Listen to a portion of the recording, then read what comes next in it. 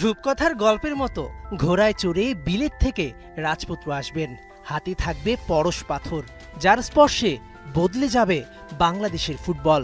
ধৈর্যের ফল মিষ্টি হয়। ফুটবলের জন্য পাগল জাতির অপেক্ষা বুঝি ফুরলো। গায়ে চিমটি কাটুন, বাংলাদেশের ফুটবল ইতিহাসে বিগেস্ট মোমেন্টাম। হামজা চৌধুরী এখন বাংলাদেশের। লাল সবুজের জার্সিটা এখন থেকে হামজার ঠিকানা। নিজেই দিলেন ঘোষণা। Hi everyone, it's Hamza here. I'm so happy everything's over the line.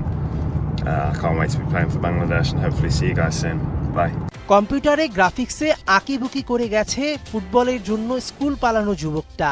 English premier লিগের ক্লাব লেস্টার সিটির জার্সি ঘষে মেজে সেখানে পরিয়ে দিয়েছেন লাল সবুজের কোটি মানুষের আবেগের ওই জার্সিটা।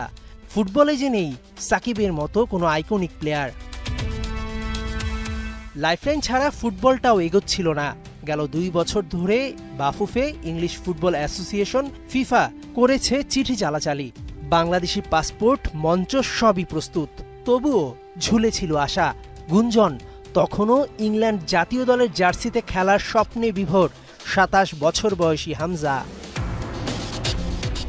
সবাই যখন আশা ছেড়ে দিচ্ছিল, তখনই আচমকা হামজার রহস্যময় পোস্ট।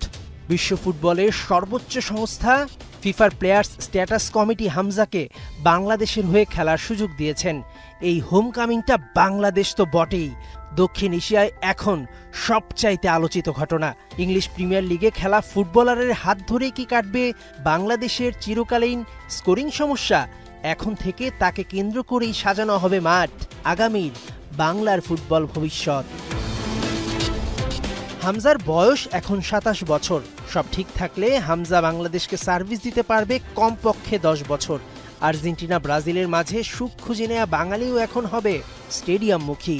হামজা কবে লাল সবুজের হয়ে খেলতে নামবেন? 25 মার্চ। ক্যালেন্ডারে দাগ দিয়ে রাখুন তারিখটা। সব ঠিক থাকলে আগামী বছর মার্চে এশিয়ান কাপ বাছাই পর্বে ভারতের বিপক্ষে ম্যাচ দিয়েই অভিষেক হতে যাচ্ছে হামজা দেওয়ান চৌধুরীর। তার আগে দেশে আসবেন অনুশীলনে।